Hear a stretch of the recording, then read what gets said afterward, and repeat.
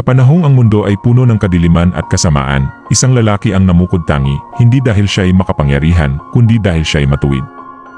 Habang ang sangkatauhan ay nalulunod sa kasalanan, si Noah naman ay lumakad na may takot sa Diyos.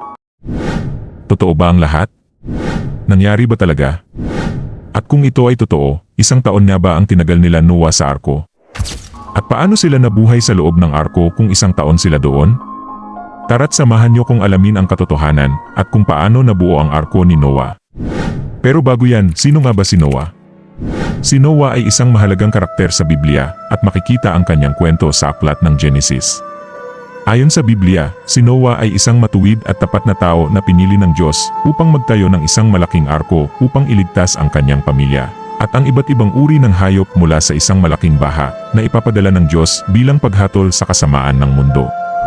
Kung gusto mo malaman ang kwento ni Noah at kung saang lugar sumadsad ang Noah's Ark, meron na akong video nito at ilalagay ko na lang yung link sa description. Napakasama na ng mga tao sa paningin ng Diyos at ang kanilang kasamaan ay laganap na sa mundo. Nakita ng Diyos na lubhang masama ang mga tao sa mundo dahil ang ginagawa nila ay puro kasamaan. Kaya inutusan ng Diyos si Noah na magtayo ng arko na may tiyak na sukat at bilang ng mga palapag at magdala ng isang pares, lalaki at babae, ng bawat uri ng hayop. Tumagal ng maraming taon bago natapos ni Noah ang pagbuo ng arko.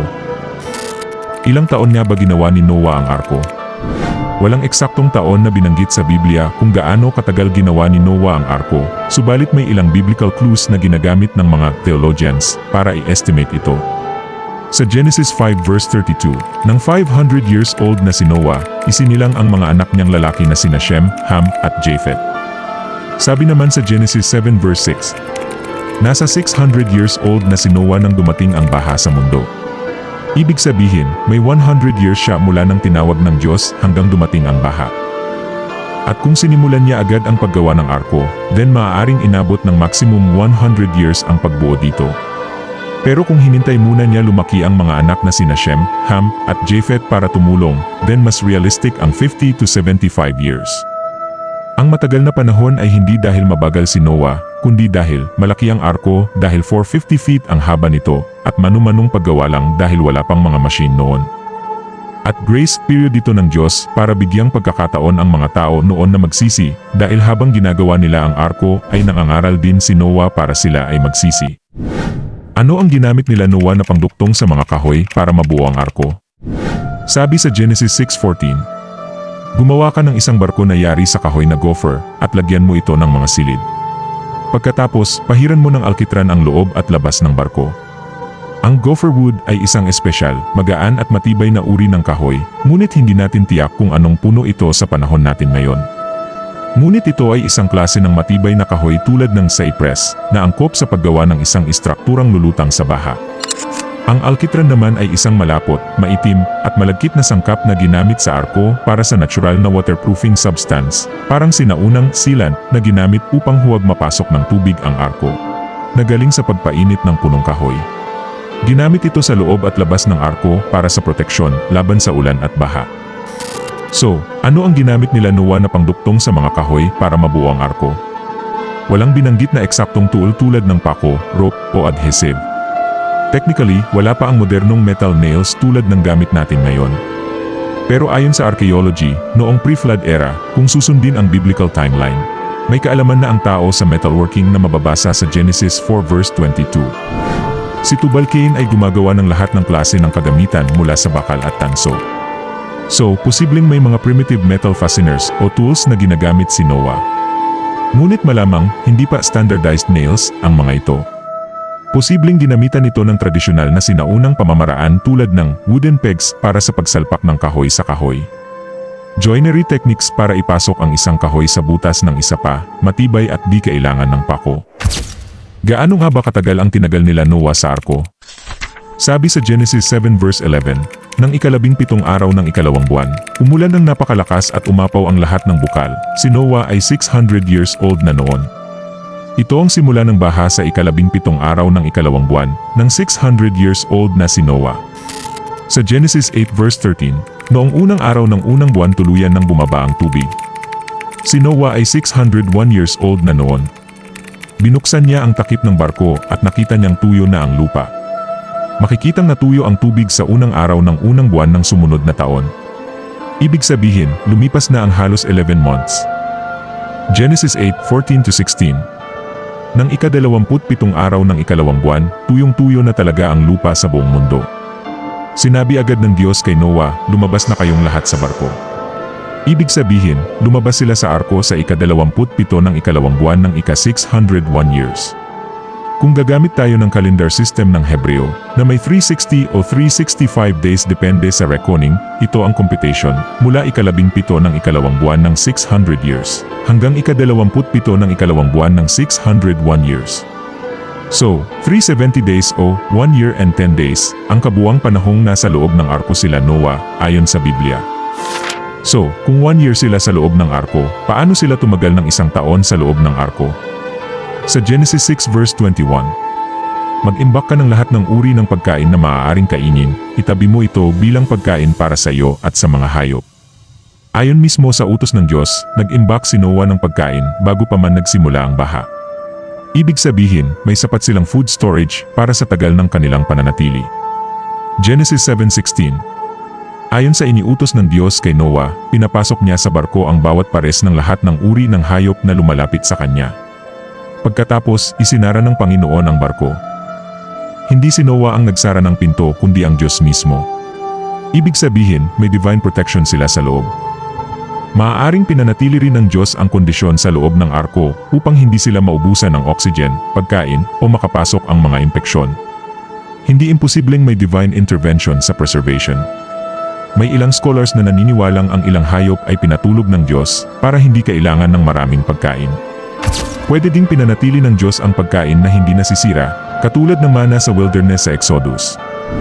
Ano nga ba ang mga kinain nila Noah at ng mga hayop sa loob ng arko? Dahil inutusan ng Diyos na mag-imbak ng pagkain si Noah para sa kanyang pamilya at mga hayop. Ang mga posibleng kinain nila ay mga tuyong butil gaya ng trigo, cebada at lentils. Mga prutas na pinatuyo gaya ng igos, dates at pasas. Mga mani at buto gaya ng almonds, sesame seeds. Inaning gulay at mga prutas na kayang tumagal ng ilang buwan tulad ng sibuyas, bawang, kalabasa. Mga itlog ng manok. At honey na isang natural na preservative at energy source.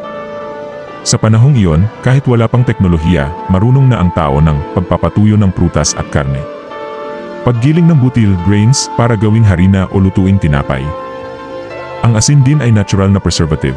Malamang ay meron silang asin para sa pagkain at para rin sa ilang preservation needs.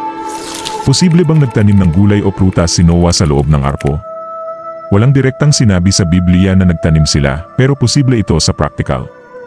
Una, kung may maliliit na taniman, pwedeng magtanim sa mga paso, lalagyan, o sisidlan gamit ang lupa na dala nila bago pumasok sa arko. Pangalawa, gumamit ng sprouting seeds gaya ng munggo. Ito ay tumutubo sa 3 hanggang 7 araw. Pangatlo, may sapat na liwanag sa loob ng arko dahil pinagawa din si Noah ng isang bintana sa arko sa Genesis 6:16. At ang posible namang pinagkunan ng tubig at inumin ni Noah at ng kanyang pamilya ay ang kinolektang tubig ulan gamit ang mga lalagyan tulad ng clay jars at wooden cisterns. Mga gatas mula sa mga hayop gaya ng baka, kambing at tupa. Posible ito dahil wala namang sinabing bawal uminom ng gatas. May nagsasabi na kumain daw sila Noah ng karne ng hayop para makasurvive. Kung tumagal sila Noah ng 1 taon sa arko, so may posibilidad na nagkaroon ng mga anak ang mga hayop doon at kinain daw nila ang mga ito. Subalit walang ulat ng pagkain ng karne at malamang ay hindi sila nagkatay ng hayop. Dahil may batas bago ang baha, na ang Diyos ay nagtakda ng plant-based diet para sa tao at hayop. Sabi sa Genesis 1:29-30, binibigay ko sa inyo ang mga tanim na namumunga ng butil pati ang mga punong kahoy na namumunga upang inyong kainin. At ibinibigay ko sa lahat ng hayop ang lahat ng luntiang halaman bilang pagkain nila, at iyon na ang nangyari. Ibig sabihin, bago ang pagbagsak ng kasalanan at baha, ang lahat ng tao at hayop ay kumakain ng halaman. So, ang original diet ng sangkatauhan at ng mga hayop ay plant-based at hindi pa karne. Dahil ang karne ay pinahintulutan lamang pagkatapos ng baha sa Genesis 9:3. Makakakain na kayo ngayon ng mga hayop. Ibinibigay ko ito sa inyo bilang pagkain, kagaya ng mga ibinigay ko sa inyo na mga pananim na makakain. Ano ang mga pagkain kinain ng mga hayop sa arko? Ang mga hayop na herbivore gaya ng baka, tupa, elepante, ay malamang na pinakain ng mga dayami, pinatuyong damo, at grains o butil. Paano naman pinakain ang mga hayop na carnivore gaya ng leon o tigre? Maaaring sila ay naging hibernating o bahagyang inactive gaya ng ilang hayop sa panahon ng taglamig, isang posibleng milagro ng Diyos para hindi masyadong magutom. Naging carnivore sila pagkatapos ng pagbagsak ng tao sa kasalanan, hindi noong umpisa. Dahil ang kasalanan ng tao ay nagdulot ng pagbabago hindi lang sa tao, kundi sa buong nilikha pati na sa mga hayop. May nagsasabi rin na maaaring pinreserve ang karne bago pa pumasok sa arko, tulad ng pagkain pinatuyo o tinuyo sa araw. At kung tumagal ng 1 taon sila Noah sa arko, so nanganak ang ibang mga hayop, posibleng kumain din ang mga leon o tigre ng ibang hayop tulad ng manok, kambing at iba pa, para lang mabuhay sila. At alam mo bang kumakain talaga ng mga damo ang mga carnivore, tulad na lang ng leon? So, bago ang kasalanan ni Adan at Eva, lahat ng tao at hayop ay vegetarians. Wala pang kamatayan, pagpatay o karne sa ecosystem. Peaceful ang relasyon ng lahat ng nilalang. Sa langit, babalik sa dating kaayusan ng lahat, dahil ang mga hayop ay bahagi ng original design ng Eden. Ayon sa Isaiah 11:7, magkasamang kakain ang baka at ang oso, at ang mga anak nila ay magkakatabing hihiga. Ang leon ay kakain ng dayami na tulad ng baka. Kung ang Diyos ang nagsara ng pinto ng arko, at nagkontrol ng baha at hayop, malamang siya rin ang nagbigay ng paraan upang hindi mabulok ang pagkain, o kaya binawasan ang gutom ng mga hayop. Alam mo bang ang Noah's flood ang unang beses na umulan sa buong mundo? Sabi sa Genesis 2 verse 5-6. Wala pang tanim sa mundo at wala pang binhi ng anumang halaman ang nabubuhay dahil hindi pa siya nagpapaulan at wala pang tao na mag-aalaga ng lupa. Pero kahit wala pang ulan, ang mga bukal sa mundo ang siyang bumabasa sa lupa. Ano nga ba ang matututunan natin sa kwento ni Noah? Ang buhay ni Noah ay isang paalala na ang tunay na pananampalataya ay hindi lang para sa panahon ng pagsubok, kundi para sa bawat araw, lalo na sa mga araw na tila walang nangyayari.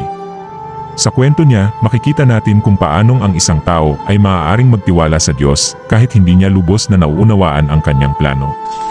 Sinabi ng Diyos kay Noah na darating ang isang malaking baha. Sa panahong iyon, ang mundo ay hindi pa nakakakita ng ulan tulad ng ilalarawan ng Diyos. Ngunit si Noah ay sumunod sa Diyos kahit hindi niya pa nakikita ang ulan at ang baha. Maaring ang ideya ng baha ay katawa-tawa sa paningin ng mga tao, pero si Noah ay hindi nagpatinag. Gumawa siya ng arko, araw-araw, taon-taon, kahit pinagtatawanan, kahit pagod, kahit parang walang resulta. Ipinakita niya sa atin na ang pananampalataya ay hindi lamang paniniwala sa isipan, kundi pagsunod ng buong buhay. Sa ating panahon, ito ay katulad ng pagtitiwala sa Diyos, kahit hindi pa dumarating ang hinihintay nating sagot. Katulad ng pagpili nating magpatawad kahit hindi pa humihingi ng tawad ang nanakit sa atin. Ang pananampalataya ni Noah ay nagtuturo sa atin na sa bawat araw, kailangan nating magtayo ng arko, hindi ng kahoy at pako, kundi ng pagsunod, pagtitiis, at pananalig sa Diyos. Hindi naging madali para kay Noah. Siya ay nag-iisang matuwid sa gitna ng isang tiwaling henerasyon. Ngunit kahit mag-isa, siya ay naging tapat. At dahil doon, hindi lang siya ang naligtas, kundi ang buong pamilya niya. Ipinapakita nito na ang pananampalataya ng isang tao ay may kapangyarihang umabot at magligtas ng iba. Sa ating mga tahanan, trabaho, o komunidad, maaaring ang ating tiwala sa Diyos ang magsilbing inspirasyon at gabay sa mga taong umaasa sa liwanag. Sa huli, ang Diyos mismo ang nagsara ng pinto ng arko, at siya rin ang nagbukas ng bagong mundo pagkatapos ng baha. Ipinapaalala sa atin nito na sa bawat yugto ng ating buhay, sa simula man ng isang pangarap, sa gitna ng paghihintay, o sa pagtatapos ng isang kabanata, ang Diyos ay tapat.